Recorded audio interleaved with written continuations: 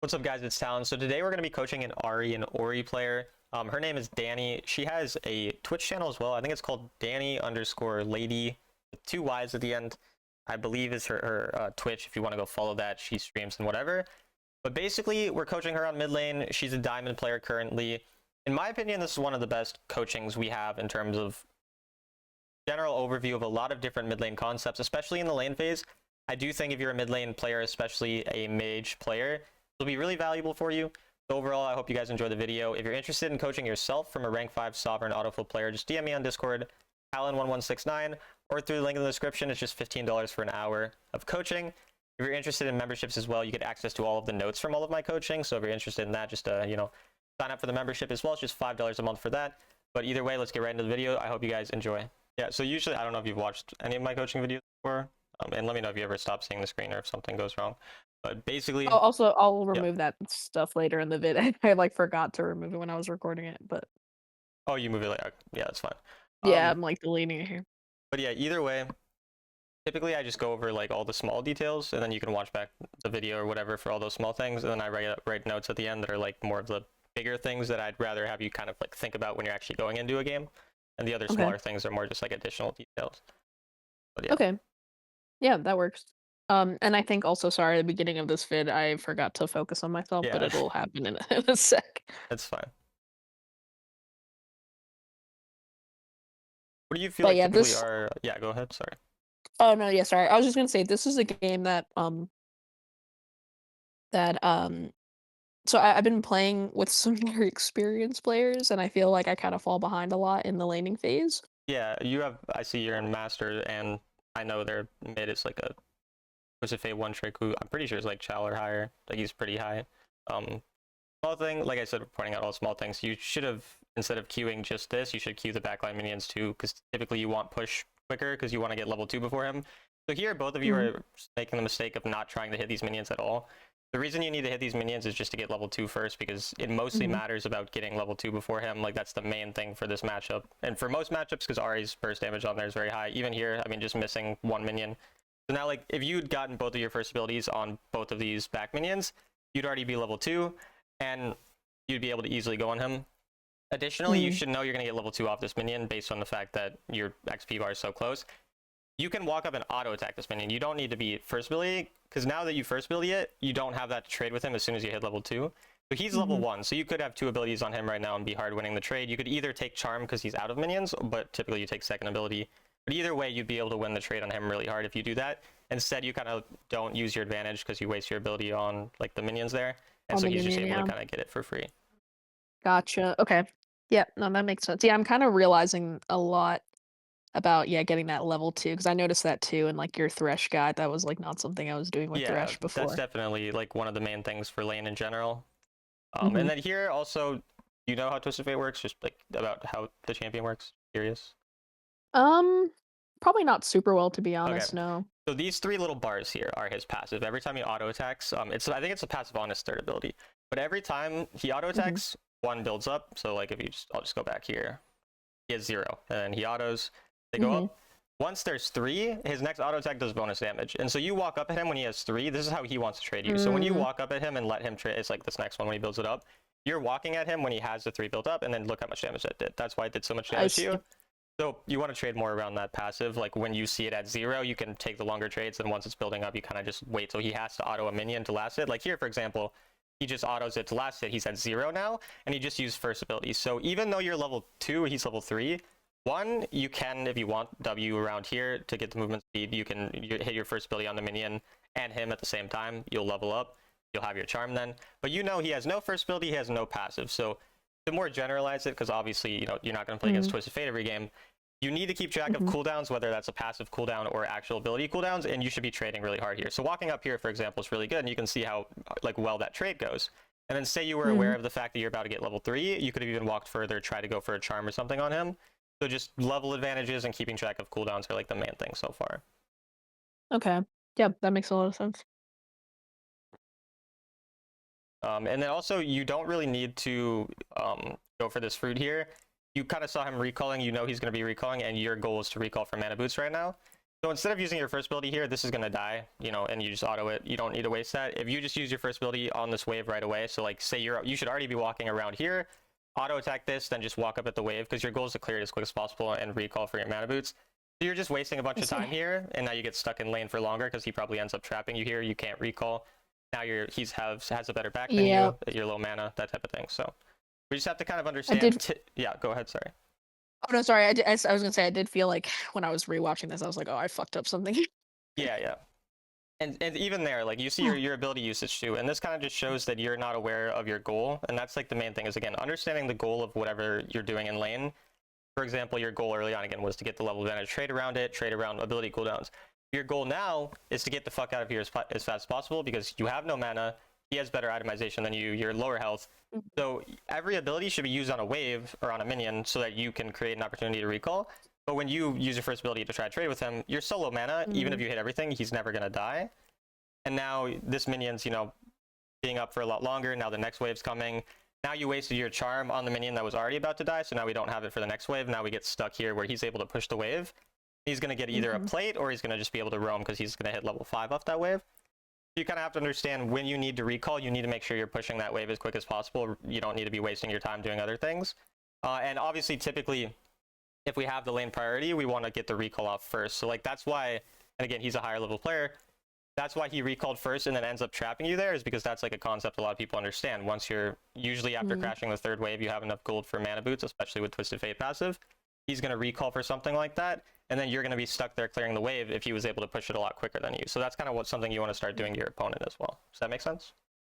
No, that does make sense, and it kind of explains why I'm always like feeling like I'm like my wave is yeah. Like I feel like when I play against these players, I always feel like I'm rotating at the wrong time, or I'm like not rotating in time. Like I have to shit. I have to push my lane.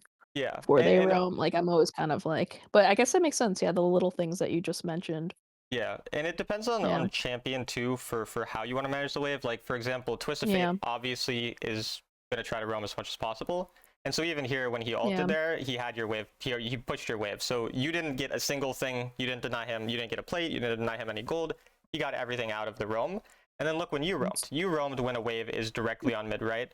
And so you're going to lose a lot. Whereas he loses nothing for his roam, you lose a lot more. And part of that's because he has an ultimate that's global, but still, either way, you need to be pushing the lane before roaming, and you need to understand your goal. So when your goal is to roam or to recall or anything, you need to be pushing the wave, and then once you crash it under the turret, now you have the time before the next wave comes to either go and ward, to go roam like you're doing now, if you had pushed the wave, to recall for boots, anything like that.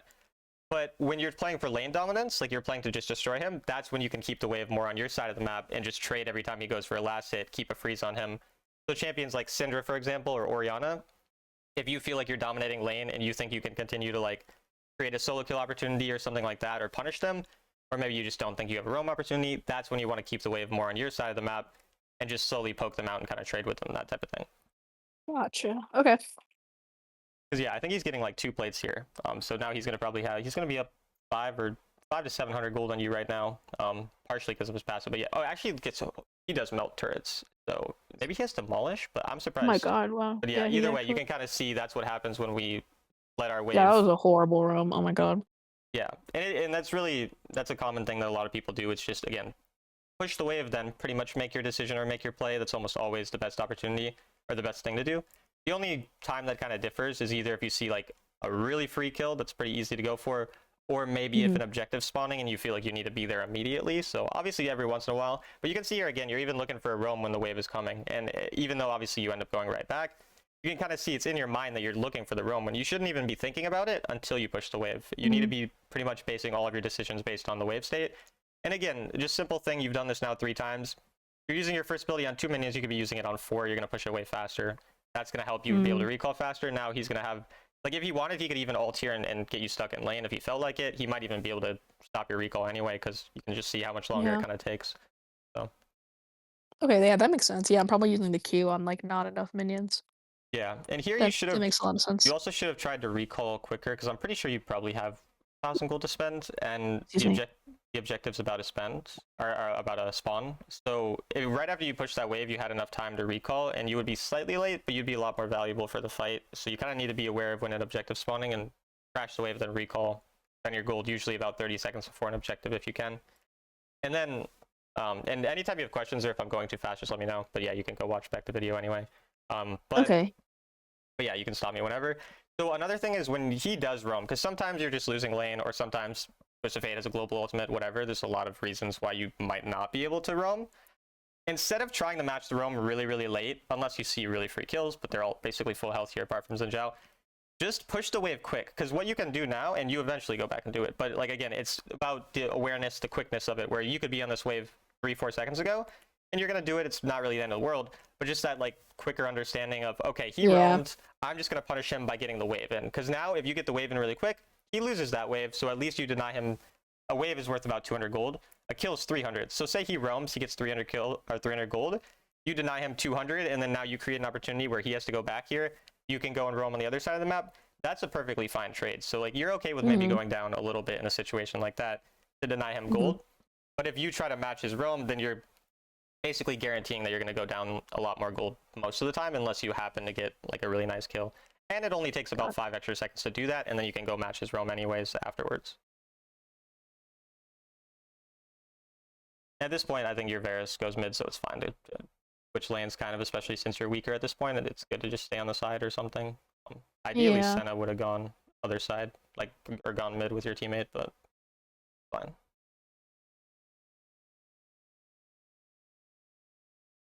Yeah, I definitely feel like there are things that you're saying that like I'm like okay, wait, I know this, but when I'm like in this like high pressure and like so that's yeah, I kind of like mess up a lot.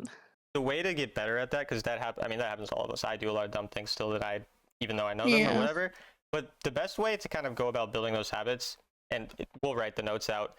Typically, when I write the notes out, there's probably about 10 points typically that we end up having.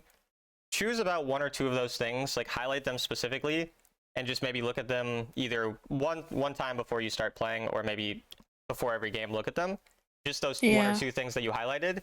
And then I want you to only go into the game thinking about those 1 or 2 things. Like, am I playing around my level advantages? That's all you think about. Don't think about a single other thing. Just play autopilot, only that. And then eventually that just becomes habit, and you don't really have to, you know, like think about it anymore. And once you feel like it's starting to become habit or become second nature, then you go on to the next point, and then say a week to a month from now, you've ended up fixing those 10 points, and that's kind of how you can build those habits. Even if you won't feel as much like initial improvement, it's better in the long run that way. So yeah, no, that's actually really good advice. I like that. Instead of trying to like focus on everything at once. yeah, exactly. Oh, excuse me. Then yeah, again, just like this is kind of something you do a lot, is you're always going on the wave once it reaches the actual midpoint of the map. You can use your own wave, like your own map, as reference for where their wave is going to be. And so you should know, for example, that the wave is on this turret right now. You could reach it with your first ability in like 1 second. You should go right here. Like, there's no danger. 4 people are dead. What are they going to do, you know? But instead, again, it's about that time wasting thing where now you go around here and you don't go on it till it's all the way here. And you're also not really trying to properly get it on all of them, but that's a smaller thing. But either way, you see how this just takes you an extra 3-ish, 4 seconds? And we've done this, you've done this probably 4 or 5 times at this point, where you do something that wastes about 3 to 5 seconds. And sometimes that doesn't matter, but as a roaming champion like Ari, who's very like focused on trying to help out her team, those 3 to 5 seconds can often be the difference between a kill. So we just need to be paying a bit more attention to where the waves are. If we're in no danger, you might as well walk up at it like as soon as it even gets close to this turret up here. But that's actually a good point. That's a good idea, actually. I didn't think about using my own ways as a reference. Yeah. I mean, obviously, like, eventually that kind of becomes not true depending on, like, say you kill a turret and then they end up... But, like, yeah, typically you can do that, so... Yeah, I definitely do feel like, especially with these players who are really good, I do feel like it's like an efficiency thing. Yeah, exactly. I'm always like, holy shit, how are they... Yeah, and it's also like, a lot of those so little ahead things, because people always think, like, they think people are perfect or whatever. Zero does dumb things all the time. He's a fucking idiot sometimes. So like, it doesn't... there's nothing special about high elo players. It's just all those little things we talk about that even a lot of times the lower players, like, they know it. They just don't think about all those things when they're in the middle of the game. So, like, it just those small things will make you feel like you're improving a lot faster than, like, you'll even realize. But, yeah. Because, like, you're not gonna, like... like in the team fights, you're playing fine, your spells are fine, you're everything like that. It's not like you're just like griefing the game, and you're playing Ari, so you can also always be useful, which is nice. But Yeah. yeah, their ADC's autofill. I'm pretty sure he's a top lane main.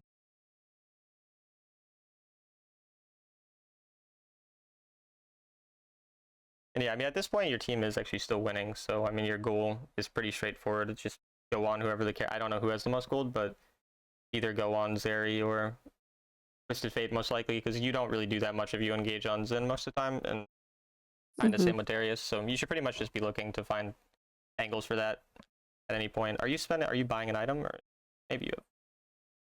Did you go orb second or death cap? I was here I was going orb second. Okay. So it's 2,900. This is 3K. So yeah, you would have Oh, enough excuse for me. it fully. So I'm pretty sure you should have had enough to buy a full orb, and instead, so you're sitting on, this is 3K, this is 1,400. So you have 4,900 spent. You haven't spent 2,700 gold before an objective. That is extremely inefficient. Even if you didn't have full orb, you need to be spending that much gold at this point. But also, if we look at, again, like the whole time thing. Yeah. You were sitting in this bush to get one wave. You get this wave, and then get one more wave. After you get this wave, you should know you're going to, like, I'm assuming you're probably 100 or 200 from orb. You should be like, okay, all I need is my orb before the fight. Even if you come in late, like Ari is a cleanup champion, you don't necessarily need to be the first person in the fight. If you're 5 seconds late, obviously you want to be in the fight as soon as you can, but if you have a huge power spike like that, you're perfectly happy to end up, showing up a bit late to have that additional damage. So what you should have done when you realize there's 20 seconds to the objective spawn, you should go take his Gromp. You just go take the Gromp, because you can tell, like, this Gromp, you're going to get it before you're going to get this wave that's all the way back here, and you're going to be able to actually come to the fight. So at that point, you should have realized, I need to recall, I need to spend that gold. Or even, worst case, you just spend the 2,500 gold you have, and you don't even get full orb, you just get most of it, and you buy, like, a proto belt as well, because you're just like, okay, I don't have anything specific, but this fight's maybe really important. Maybe I think we can win it. It's going to turn the game around, because it's like 38k gold each team. They have a dragon, so denying them a dragon would be really important. So if you have an additional 500 gold, just buy a random active that's useful, like a proto belt, to maybe just find and engage. That's not something you have to do. It's just something to think about depending on the scenario, if you think proto belt might help. Instead, you can see here you don't really do any damage, which if we actually look at if we'll actually look at the fight too. Sorry, I keep cutting you off. My bad. No, my bad. I keep cutting you off too. Sorry, no, go ahead. Go ahead. No, I was just saying, that was just really bad. I should have called sooner. And so anyways, like, it doesn't really matter if we still look at how the fight occurs. So if we're looking at now how we want the fight to play out, we need to think about what spells the enemy have to respond to us when we go in. And so if you ult in to 4 people without your team, sometimes it's fine if you have flash, because you can end up making a good engage and whatever. But if we look at their comp here, they have a Twisted Fate gold card, so we're going to get stunned if we go in, most likely. They have a lot of ways to survive. Like, they have a shield, so they're going to be able to peel the Zeri pretty well. Zeri is pretty, like, mobile. It's going to be pretty hard to necessarily one-shot her. And your team's not really in a great position to follow up when you go in. And so you see how you ult really early to try to go for a Janna. 1, that target is not that valuable. But 2, let's look how far your team is, right? So basically what I'm saying is, because of the fact that they have certain things to respond to us, like Janna ultimate and Twisted Fate gold card especially, we need to wait either for those spells to be out or for those people to be distracted. And so you need to wait till your Shyvana goes in with her, like, she's your kind of frontline. So wait till your frontline goes in or does something. Look for a pick later. Again, you're a reset champion. If you use your ultimate when they're full health, unless you see an angle to one-shot someone, you're not going to get any resets, and you're going to be kind of useless. So you end up going in. And another thing is, you used all your spells. And so it's fine. Sometimes you're going to miss spells. But don't go directly in right after spells, because now you go in with nothing. All you have is your ultimate, and you auto attack them. Like, you have no third ability, you have no Q. You don't really do anything when you walk in here. You might as well just wait. Instead, you end up getting blown up because we go in a bit too early. So it's more about patience. Let your team kind of make the engage first, unless you see an angle to specifically one-shot someone and you know they don't have great ways to respond. And then obviously once we have our cooldowns, it's okay to be patient. Even if your ult wears off, it's better than going in without any spells. So.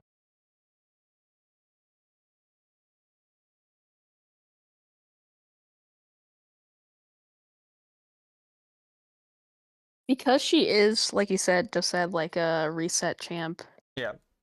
Is she better? I mean, I guess, like you said, there are some instances where if you can get a good engage, for your team or something, but do you think it's overall, like, is she better for cleanup? I mean, it's her burst damage is so high that she's really really good at finding picks onto a carry. So you can be the one to engage like pretty frequently, especially when you have a lot of damage. So um, say you had Orb there, and then you went onto the Janna the way you did, but you didn't get hit by like her Q. Mhm. You would be able to pretty much one-shot her, and that would be a good pick to find if your team was in a position to follow up. So it's fine a lot of times to find like initial engage opportunities. You just have to Yeah. know what spells they have and how you're going to respond. So for example, like I said, a Twisted Fate gold card, you have no way to respond because you don't have Q assess, you don't have cleanse, so Yeah. you're just going to die. But say they had none of that, maybe it's fine for you to go in and kind of just be a distraction or whatever. So it's not really about, is she a cleanup champ? Is she a pick champ? Is she going to engage? There's not one thing that she does. She can do them all. It just depends on the other factors in the game that are present. So Gotcha.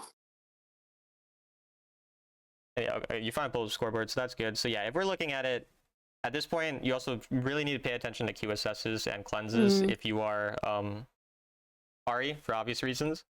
And so at this point, we look at it, we're not really going to kill Zeri. Janna has Veil. Janna has 2 items, Shield, Ultimate.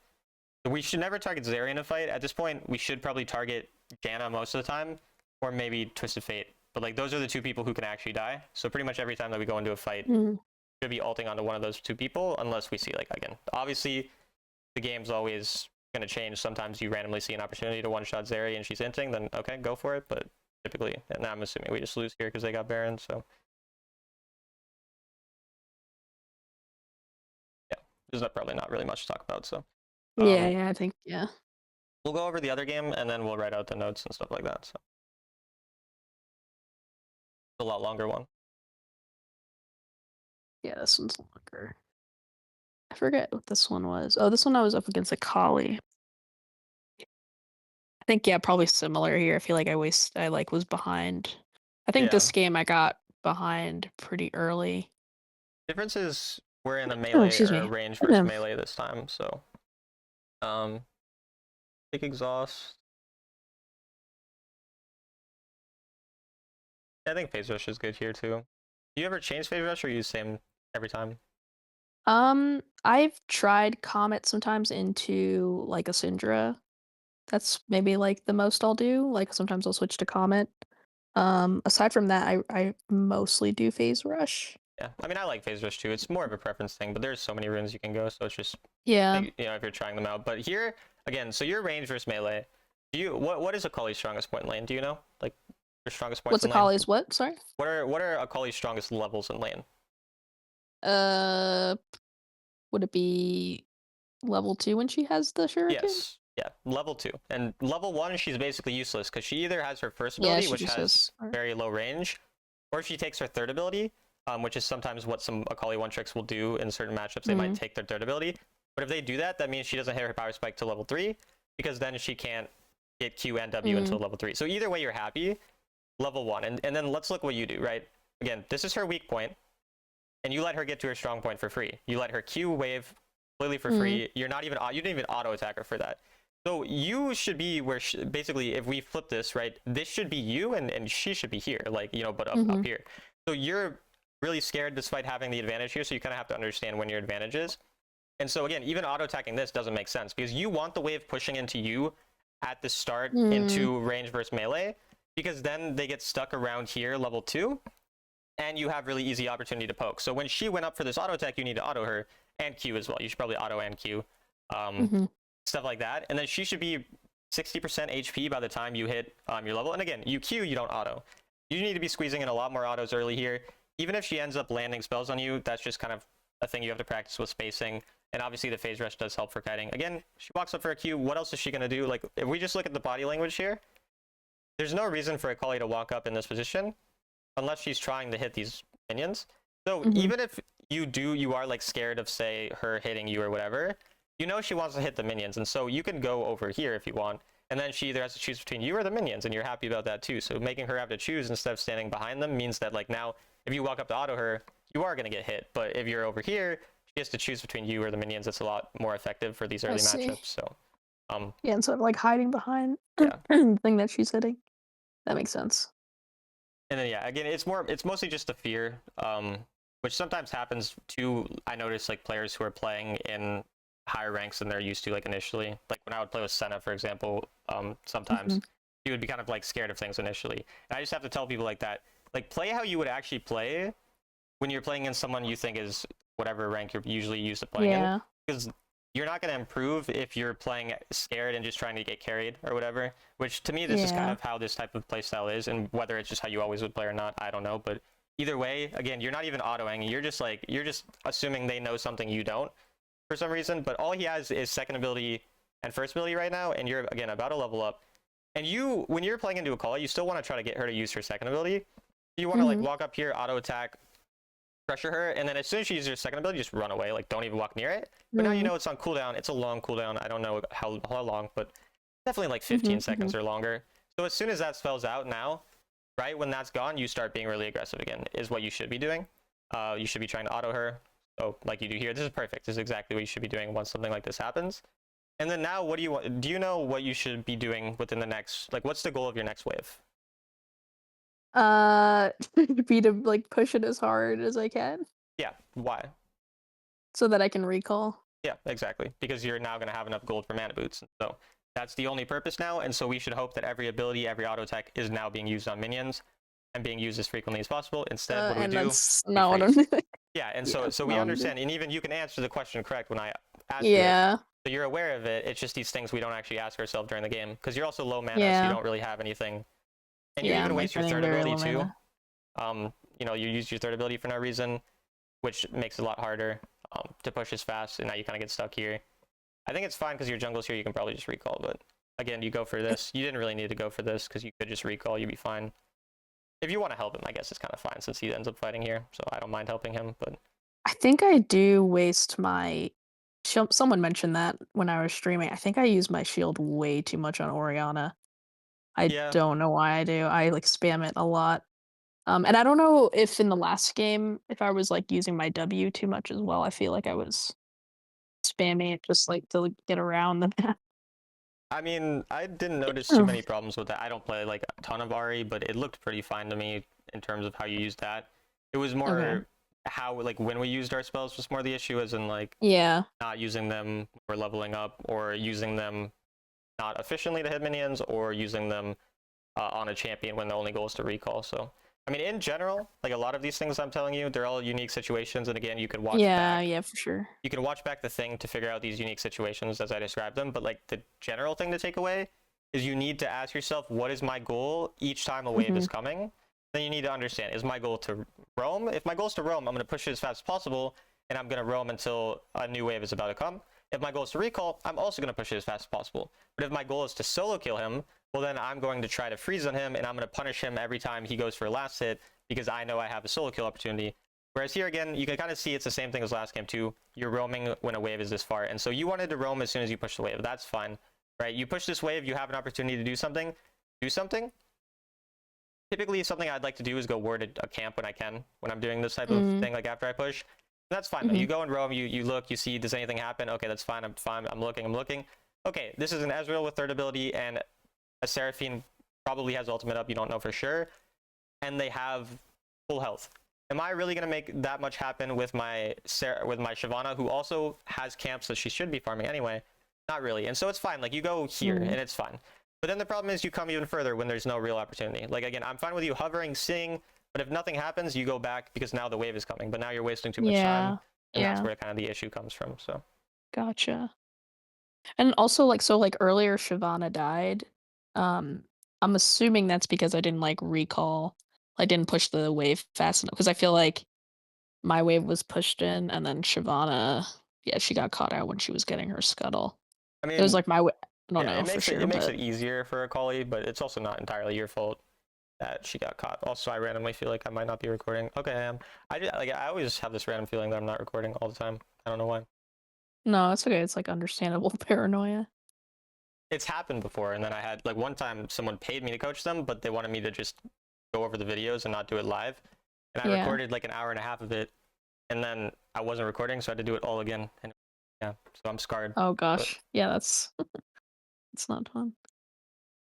I don't mind this recall because they don't have very fast pushing, and you're like no mana, so that's good too. Even though you're recalling right when a wave comes, that type of time, it's fine. Yeah, I Even do feel like here, in yeah, general, I really need to work on my like when to recall. yeah. I mean, even But here I again, always feel like it's pushed into me. there's actually, and this is like again nitpicky, but because it's kind of a general point, it's something I want to mention. Is like there's actually no reason to use your second ability here because the wave is coming Mm. soon enough that you're gonna push this wave before doing anything. You're not gonna just roam on this wave because you just don't know what's gonna be happening. You don't know if Akali's there. You have no information, nothing. So there's no reason to Mm. even waste mana here. But when you use your first and second ability, you waste a bunch of mana, and then you freeze instead of letting it come here, like just going to the turret. Now we're just losing mana. We're losing health now as well. There's just not really a purpose to that. And then Mm-hmm. here again, notice how we go here. We should be on the wave right away. And then after we do something. So it's just always, almost always, wave, then make the play instead of make the Yeah. play first, because now we're just losing even more gold. And that's probably one of the reasons you said you've been working on your gold per minute, but it still doesn't feel like it's quite as high as it should be. And that's Mm-hmm. probably because you're not on the wave first. If you're on the wave first, it's a guaranteed 200 gold every time. Instead, these roams you're making, that's a possibility of 300 gold, maybe. Usually not even, and it's probably less than 50% chance, and obviously 200 gold 100% of the time is more than 300 gold 50% of the time in the long run. Obviously, it's not exactly like that because obviously you still did get this wave. It's more just like a general point, but that's the Yeah. type No, of I know. thing to I see pay what you're attention to. saying. And also look at your Yeah. mana, right? You've only been in this lane for a minute, and you did maybe 1 hit point of damage to a person, and you have no mana. All of your mana you used was purely on minions for the most part. Even here, like, why would we first ability? What is the purpose? I don't even think it landed. I think maybe your second ability landed. But like, the point is, and again, did your team really need you here too? Like, no, they didn't. You knew that they were on Mm. this objective because if your team's on this objective at 12 seconds after it spawned and they're not there, the enemy, there's no shot they're going to be there unless they're really, really dumb. And so you being on this wave would make way more sense because now you can maybe protect your turret or make them not able to push I as hard see. because they're obviously going to get the ensemble. So then you want to be protecting, once that happens. So you don't need Yeah, to just like roam and hit the objective for no reason. You just need to be getting prio for it so that you can rotate and help if your team does need help. gotcha. Okay, yeah, that makes a lot more sense. They might even get your tier 2. They could have got your tier 2, maybe. Like, honestly, if they were aware of the fact that you roam here. It's fine for them to dive you too because you have no mana. So, like, you're not even a champion right now. But yeah, that's just ability No, I have no usage. mana. Oh my gosh. So like, I guess yeah. Instead of like wasting my abilities there, should I just be autoing Yeah, more? so I'll just go I should just through be this. autoing Like, we more. can just skip through really quick to show kind of, it was 4 minutes, I think, that you came back to lane. And so here, auto attack the entire wave, let it come under your turret because there's no wave, there's nothing to do. Nobody's really, like, you're going to Yeah. push the wave before you go here. So there's nothing to do. And then what you would do, you go onto this wave. So as soon as this wave comes, like this already died, it should be dead again because you would have had it under your turret. You can look, right? The wave's right Mm. here. So you could already be up here. And then as soon as this one even hits this tower, you're going to QW because you want to clear it fast. So you use abilities when you want to clear it fast, then make a roam because you would want to roam afterwards. But you don't need to use it on waves that are basically like, this is like a filler wave. It's like One Piece, I Yeah. think like half of the episode is just like a filler. It's like, this is the useless part of One Piece. I don't watch One Piece. That's just what people tell me. But like, Yeah. see, this is like, that's the entertaining episode right there. And you're not even watching the entertaining episode. You just decided to watch the filler episode and then just like, I don't know, you went to go eat as the other one was happening. So Yeah. It's so funny. Yeah. No, that makes sense. Yeah, and I'm there. I'm like wasting a little mana yeah. too. I And think so I then you end also up wasted losing a one little minion. mana. And yeah. I think I also used like even like Yeah. that like rotation where I didn't do anything. I Yeah. used it for like a movement speed boost. Yeah. And even here you don't really need to like not this wave, but the wave before, you could have let it come to your tower again, and then the tower last hits for you. You don't have to use as much mana. But again, even here, this poke and the exhaust was just, you're very scared for no reason once again. Like, Akali's not going Yeah. to one-shot you when you're right next to your turret and you have flash. Exhausting is overly scared. And again, you could be on this wave right now, right? Because if you have flash exhaust, you don't actually have to be Yeah. scared of going onto a wave. Like, you obviously will back up once you see Akali, but even if you don't see her and she's like out of vision, you'll have enough time to react with flash exhaust if you need to. But instead, you end up wasting those spells out of panic, and then you also just go back here. But yeah, we kind of talked about this, obviously, situation. Yeah. Okay, no, yeah, that makes a lot more sense. Okay. No, I appreciate you re-going after that. Looks like the game does go quite long, though, so And at this point, we're just trying to go to other parts of the map as much as possible once we push a wave, because once you lose this turret, this is something I like when I was trying to get better at Oriana. I really like figured out when I am behind. It was a game against Trickster where I kind of figured this out that it would work out. He ended up being ahead in lane a lot early. They get my turret early with the Herald. After that, my only goal is go to a turret or go to the mid wave, kill the mid wave, and then immediately just start running down one of the two side lanes and just buffing my team and shielding. And I just played more like a support champion at that point. The ultimate was interesting, but that's, you know, that happens. Yeah. But Yeah, that was my goal would be to go and help usually the opposite side of where the enemy are going to go, because when you're behind, you want to try to have fights on the opposite side, because that's how you can create an advantage rather than just, you know, facing them head on when they're ahead. And so for me, I'd probably want to go, and you can also look, your Vayne is the one who's doing the best, even though everyone's doing pretty shit. Vayne's doing the best, and they're a good champion late game. So like, after I push the mid wave, I'm probably just running through bot side and trying to just buff my team up. You don't even necessarily need to like kill anyone. You just start poking them under their turret. You just push the wave quickly, you poke them under your turret. Then you're going to get a little bit of gold anyways from being near the wave. You're going to get some assists potentially. You create a possible advantage for your team. And even if you guys get caught and you die, like you were already down 5k gold, you're probably going to lose anyway. So that's when we'd rather be making those types of plays. And then you come back to mid to get this wave, as like we did here. And again, it's just such fear, like, which maybe is just knowledge of champions that needs to improve. But like, walking back here makes no sense. Like, look, she's not gonna third ability and then like one shot you all the way here. And if she does, it doesn't even matter, because all you have to do is die for the wave, because you're pretty useless at this point. The only goal is to get gold. So like, you can just walk up and get the full wave, but instead you're like scared of her going and one-shotting you. These types of things, again, she technically has a possible angle on you, but if she's diving you under your tier 2 with her ultimate, your team's probably going to be able to respond at some point anyway, and we're fine with that. So yeah, it's true. So it's okay to like roam to another lane. I guess maybe I wasn't thinking about like playing more support for Vayne or something. That's how I'll kind of start to think about it, is like, I'll start to be a lot more support if I fall behind, but you're still wanting to find gold, because once you hit death cap, like your third item, even if you were having a shit game for the entire time and they're all on 4 items, if you're death cap, you're still going to be able to one-shot a squishy and be useful, so it's perfectly fine. And so this is the time where I normally tell you, right, go on a wave when it's reaching the mid. I want you to go on it right away, try to, you know, push it, then make a play.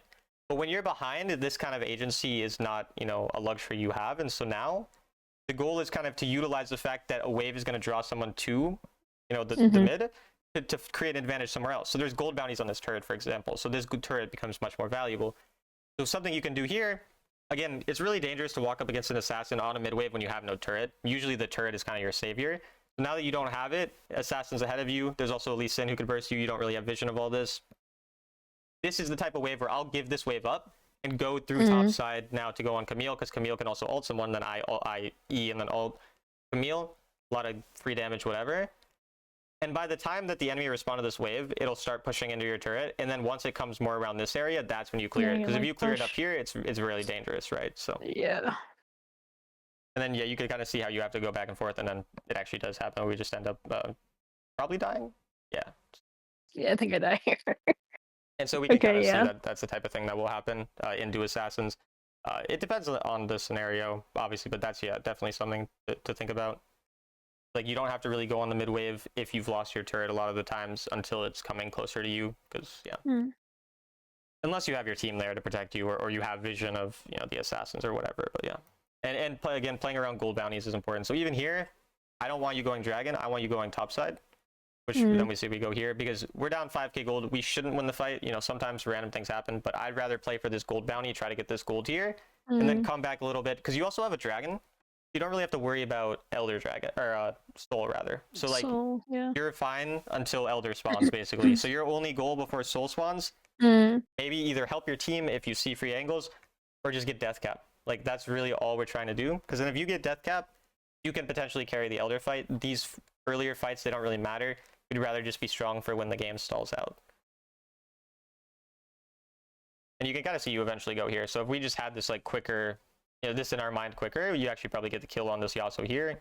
We end up getting that top turret out of it and everything. And like, at this point, this wave obviously is nice, but that's 200 gold versus over 1,000 gold on that turret that you would get. And your team ends up getting it anyway, so it's kind of fine. But I see what you're saying, though. Yeah. And then again, so this is the type of thing. This wave's here, so now you can respond to it. And then as soon as you respond to this wave here, now I want to go through bot side. Because again, that's where the gold bounty is. And I'm pretty much only looking about gold bounties, as well as the fact that because they did the dragon just now, that means their jungler most likely cleared those camps right before or right after getting the dragon. So what does that mean? His next set of camps are probably topside, so he's probably going to go topside there, and I'm going to have an angle. And you saw he was topside there for a second. He even still has a raptor up right now. And that's the type of thing you can expect. Obviously, you can never know for sure, but and I think this jungle is challenger is sovereign as well. So I guess that's why I feel sometimes I'm like, oh, I'm just like lingering around mid. I should be going. yeah, like Like even you said, here, I you should be bot going right to. now. Like a similar scenario. Yeah, yeah. I'm like, what am I doing? I'm just like chilling in mid. Yeah. Which again, that's more of a fine thing to do when your turret's up too. Especially if your bot lane don't go to mid. Which usually you, like in a general sense, you want to be mid lane a lot more. One, if your turret's up, and two, if you're stronger, because if you're stronger, being in mid lane is pretty valuable because it allows you to roam to more parts and help your team. But when you're behind, you're okay with just catching a wave and hoping your team does something and just trying to scale up because you don't have as much value in those fights, so you'd rather be on a side anyway. And then also, I mean, the mechanics here, which again, I don't worry too much about mechanics because if you want to learn mechanics, you can mostly watch players play and whatever. But like, you use your first ability, and then like I don't understand the flash. Like it didn't do anything. It just kind of, you know, there's no, like you're in range to hit him here. There's no reason to flash even closer. Doesn't really do anything. Which that is maybe just a panic thing. I'm not sure, but I'm not sure what I was doing there. No, that's a good point. I didn't even realize I flashed there. Yeah, I mean it happens. It's funny. And we are just always low mana as well, which just makes me think we're just spamming abilities a lot. Yeah. Before fights, because yeah, you're literally already 0 mana. Which one? I mean, if you want to go archangels more frequently, do it. Like that's not a bad item. It's not like again, I know Trickster, for example, prefers Ludens. Honestly, I think Ludens overall a lot of times is more solid. But if that's an issue that you feel like you have, you can either just again focus more on your spell usage, but if you need to, just go for the archangels if you feel like it's going to help you out a lot more. Yeah, recently I've been kind of I've even been going like Sea Jar just to like get more mana. I love those runes. I think if you go Sea Jar, Sweet Tooth, I think you can get Transcendence and then Gathering Storm. Like that's what I do on Syndra. I love those runes. Yeah. I think it's really good on Orianna too. So. But I do feel like it would also be nice to get to a point where I can go for the more damage once I get like more efficient with. It's definitely better because it can carry harder in the long run. It kind of just depends on how you want to play. But even here, there's no point to stay up. Like you're 1 mana again. You understand your savings value. Recall. And so you might as well just go and get this bot wave here at this point. Like recall and get the bot wave because you don't really do anything here. Which again, partially just the mana thing, but yeah. Yeah. Also, I auto attacked a camp out of nowhere. It's funny. And so another thing here, if they get Baron, obviously your goal when they get Baron is to stall out by pushing waves. And so they are all obviously topside because they just killed the Baron. So you know that you have a timer where you can go get this bot wave and actually be greedy on it. And maybe you get caught sometimes. It doesn't really matter because again, we've kind of spoke about how we're not that valuable right now on our current items. But pushing out this wave means that their camp or their waves will be desynced, which means they're not going to be pressuring your mid, your top, and the bot at the same time. So even just being able to hit one additional wave, and you can see how we end up spending time getting a camp here. If we spend this time getting this wave, we push that out. Now they're only having mid, top pushing together, and like the bot is staggered. So it's really about kind of staggering those waves and making them desynced so that the enemy can't pressure all turrets at the same time when they get Baron. So that's just usually something to keep in mind. And again, obviously, if they're clearing Baron, not going to be on the opposite side of the map most of the time. So. And then again here, hopefully we're using Dragon as a way to just push out topside or push out other waves. This isn't really a timer again to farm camps, especially not when we're 1 mana. If you're going to farm camps as well, and Ori usually farming single target camps, except for the scenario where I told you because you were really close to Orb on, well, that was Ari, but either way. Usually it's better to farm the small camps, but this is not the time to be farming them. You have no mana. You're not really getting them very quickly. And again, we need to be stalling because the waves are really important when they have a Baron so that they don't do anything with them. For some reason, the enemy hasn't been pressuring you at all. But yeah, we really don't care about getting like those camps in this type of scenario. Usually you just grab the camps after you like don't have anything to do. So like if you were on a side lane, you cleared a wave, and now you have nothing to do, then okay, go take your teammate's camp. Or maybe if you're 200 gold from an item. But other than that, there's no reason to kind of waste so much time because you don't kill camps that quickly unless you're really ahead.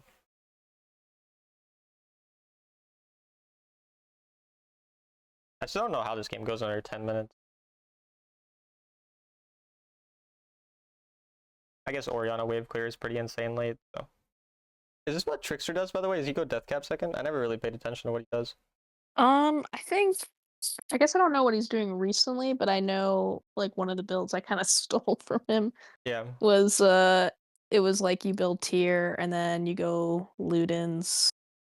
I don't know Death when cap. he finishes the Seraph. Yeah, and then like death He'd cap. probably finish Seraph's third, I'd assume. Maybe he finishes second, but it would be second or third. But yeah. I haven't played much Ori lately, but obviously whatever build he's going is definitely a good one to go. Yeah. Yeah. It's also pretty straightforward. I mean, building AB champs is really simple. And yeah, at this point we're just catching waves, so it's pretty straightforward. And this is like the time where it's a good time to go because like this is something I want you doing more often is when the enemy have recalled or they just gotta fight whatever, you go up on this wave and you take that time to actually like you go get a bit greedy kind of. Whereas a lot of times you're always kind of really scared to walk up. And so taking advantage of it like that, what this does, it gives you so much time to do whatever now. Like now you can go roam, you can go do another wave, you can go whatever. And so obviously I don't want you, getting caught for that. It's something you're going to have to balance. But like I said, initially, a lot of the things we're trying to do is build habits for improvements. So you can get over greedy with that initially and then start learning from it and like then reel it back once you feel like, okay, now I actually understand. I've been punished now for it, so it's easier to understand. If I was punished for it, why was I punished? Whereas if you just never try, then it's usually hard to learn as much from it. Yeah. So are you saying like after I push that wave, like go for even like another wave? No, I mean in other scenarios, I want you doing that. Like the other scenarios where like I in was more general. Yeah. No, I'm not. If you gone for another wave, I would have reported you. That would have been very bad. So I'm glad you didn't do that. Yeah, I see what you're saying. But yeah. Yeah. Okay. Yep, I see what you're saying. Yeah, even here, I just recall and go get the mid wave. Like it, it's very dangerous, and if they ever just go and pressure it, kind of scary. Getting the Baron is not the end of the world though either, but yeah, there's a pretty fat mid wave there. I'm guessing he'll get Elder. But yeah, you guys go and try to stall, so that's good. Oh, that was pretty good. But I mean, yeah, their jungler is a pretty good player. I recognize his name. Yeah. I guess it worked. You guys win? Yeah, I think we do win this one actually. Yeah, it looks like you win now from point you're in. And again, you just recall here. Like you have no mana. Just I don't know why we waited, but fine. Like 3 seconds didn't really matter, but Yeah. oh, it's crown 4. Okay, so, yeah, now you're on 4 items. Now you're just a strong champion. No, this is helpful though, because I think I picked this game because I was like really behind. Yeah. And yeah, all the things you talked about were definitely reasons why I was behind.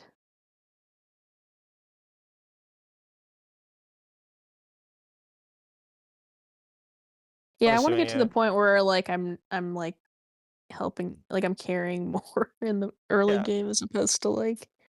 I mean, I think a lot feeling like I'm getting carried sometimes, I'd say it's actually something I've not had very often where I'm coaching someone who I'm kind of watching them play in like a higher level than they're normally used to. Usually I'm just coaching them in their normal rank, like your normal rank. But like early season is a lot different, and then if you're duo with a master when you're diamond early, it's like that type of thing. And so I think actually the amount of like things I've pointed out are a lot more than I'm normally able to point out when I'm coaching someone. I feel like these things, if you're able to fix them all, should allow you to be able to carry a lot of games in general. Like it should definitely be pretty helpful. Obviously, it always depends on how easy it is to implement. Sometimes it's hard to. Yeah, I think these things should be valuable, and it should be. And you're pretty like able to understand what I'm talking about and everything. I don't see why you won't be able to improve on them. But. No, I think it's like super valuable because like this is exactly what like I had trouble with was like, and I'm definitely gonna like rewatch this to just make sure it kind of solidifies more in my brain. But yeah, I feel like I've always struggled in like the laning phase and. Yeah, I mean laning phase is the hardest part of Wild Rift, so in my opinion anyway. Definitely the hardest part of the game. Except for bot lane. So that's another thing. Usually, like if you started manning a role like support, because I mained support and ADC pretty much as my initial roles, and like laning in those roles is so much easier than laning in mid or top. Like Yeah. this just ends up being a weird ending, but I mean I don't think there's anything. Yeah, there's probably not much more. Yeah, I started off as like support, so Yeah. yeah, I'm definitely trying to. I would like solo queue support and just like struggle, so that's why like this season I wanted to try it mid because I Yeah. feel like it's like a little easier. So this is one more thing to Fine, point but out though, which Mhm. happened also at a different dragon. When you were trying to hit the dragon, like you don't do anything here. You should be, and again, their jungler is alive. If we look at like the only possible chance of losing this game at this point is if their jungle somehow steals this. You should Mhm. just be going in and queuing bushes and trying to find him and just poke the enemy and zoning Mm. them. Whereas you're kind of sitting here with your team and eventually you start kind of trying to zone, but it would have been a lot more valuable to try zone earlier, but we end up getting a double kill, so Gotcha. we'll take it. It doesn't Okay. matter. Yeah, so I'm just gonna write out notes then, and then we'll end the stream, or the video. Same thing. See my screen still? Yeah, I see your screen. Okay. So I'm just gonna start going through, just thinking about the early stuff. If you remember anything specific or you have questions, you want me to slow down, you want me to type it differently, because obviously I'm gonna send these to you, just stop me for whatever reason. So initially the early game, the first thing is level advantages. So I'm just gonna type this. And again, if you want me to type in more detail, let me know. But you know what I mean by level advantages, just generally play around, level 2, for example, more playing around that type of thing, understanding it. Then just ask yourself on each wave, what is the goal? Mm. Like, again, the goal of level 1, Ori versus Akali, is to poke the shit out of them so that they're not that strong on level 2. You need to understand your advantages versus their advantages, this type of thing. So that's something to keep in mind a lot more. The wave management thing was a big thing we talked about. So typically, and this is kind of like a weird, like it's hard to explain how it goes a lot of times. Maybe I'm gonna go look at the replay again to give you sort of a better understanding of what I mean as I talk about this first. But like a very common situation in terms of wave management that occurs in mid lane and top lane is the first wave is cleared or whatever, and it ends up in a spot just like this, where now it's on your side of the map, it's frozen, but the melee champion doesn't have enough time to clear it. And so then what often happens, and it doesn't happen here, I don't think, but oftentimes the next wave will come and then you end up having a really big wave. And so it kind of would have happened here. So say that you froze a bit harder, which again, remember, this is your goal, is to poke him and you're fine with the wave being here. So say you froze it a bit harder at this point and you let this next wave come. What you now end up having is you have 6 minions, they have 6 minions, but your 6 minions hit their 2 minions before their 4 minions get here. Do you know what I mean? And so that means that it's going to start pushing into him, right? Because now you're going to have 6 to 4. And so when you have 6 to 4, that creates a big enough wave to allow you to crash the wave onto him. And so you're going to utilize that 6 minion wave to crash this wave, and you're going to be able to recall on mana boots oftentimes, or at the very least you can recall on a lost chapter. So like if you end up recalling and you don't have 1400, you can recall for a lost chapter and you're still happy with that. Also helps your mana early game, so it's still useful and gives good damage, whatever. But usually your goal is to start building up and then crashing that third wave. Whereas like we see you here, you kind of don't end up, doing that. You end up getting stuck for longer, not really utilizing the fact. Because look, like again, what that also does is it lets you get level 3 first, right? You're level 3, he's level 2, because you have 6 minions, so he hasn't killed 6, you've only not killed 4, so you're going to obviously have 2 additional minions in terms of XP. And so I'm just trying to reiterate that so you kind of understand what I mean by that. But typically, we refer to this as a slow push. So slow push, second wave, and crash third wave, basically. So, and then what that does allows you to recall, do other things. And then a more general thing is just make sure we push wave before recalling or roaming, like either of these things. Because especially the roaming thing, there were a lot of times where you ended up roaming on a wave reaching mid, and then you lose that entire wave. And we saw the Twisted Fate, he did it properly, and then you ended up not being able to punish him because of the fact that he was able to do that. That type of thing. And just generally, roaming champs wanna, you know what prio is? You know what prio is or no? Like prioritize? No. So they call it lane priority or like wave priority. Basically means you have the lane pushing and you have control over the wave, so you get to rotate first. So lane prior would just mean that you have the wave on their half of the lane, or that you have more minions, so it's pushing into them, so you have control to roam first because you're going to be able to crash the wave first. Does that make sense? Yeah, so you're saying like I want to aim for that, like have Yeah, my wave on a pushing roaming into champ, you there. want to have prio because you want the wave pushing. So I'll just write in parentheses like wave Gotcha. pushing. Most of the time, obviously everything is situational, but the reason you usually Yeah. want it pushing is because that allows you then to crash the wave first. Crashing the wave first lets you, one, maybe recall first, two, roam first, whatever. It lets you do a lot of things that you want to do. And then when playing for lane dominance, so like for example, ranged into melee, like this type of matchup, Mhm. it is okay to freeze and Mm. to freeze slash slow push, and punish enemy last hits.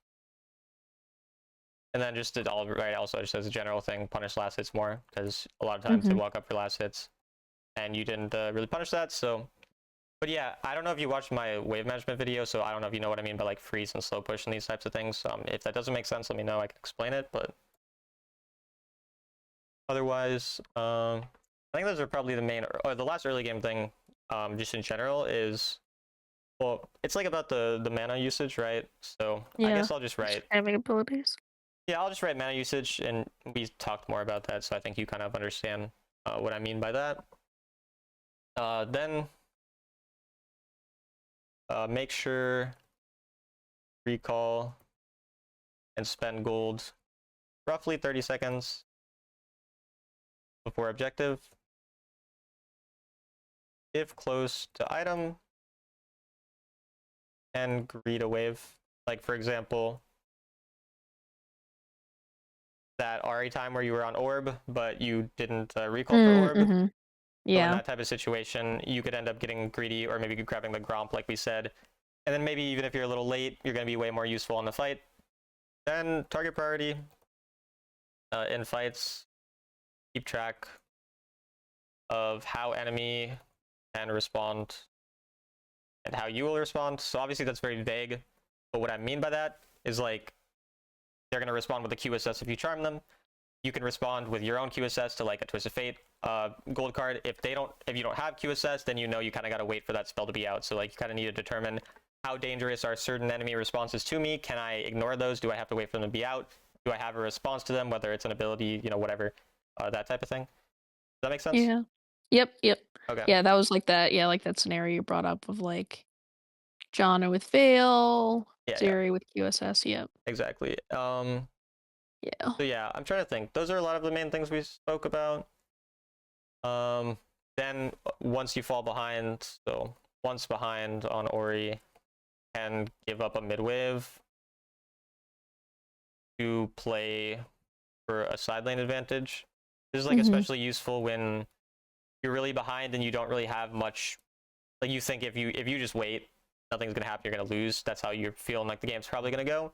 That's the Yeah. time where you're like, okay, let me maybe create this random advantage, doing something unusual because going on my wave first won't really do anything. I'll probably get caught, especially if I have no turret, that type of thing.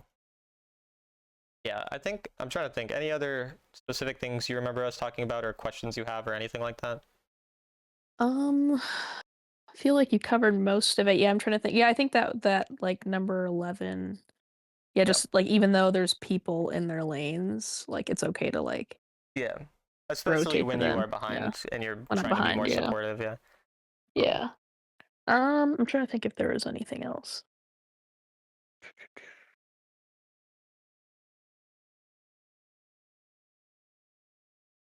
I feel like that was most of it.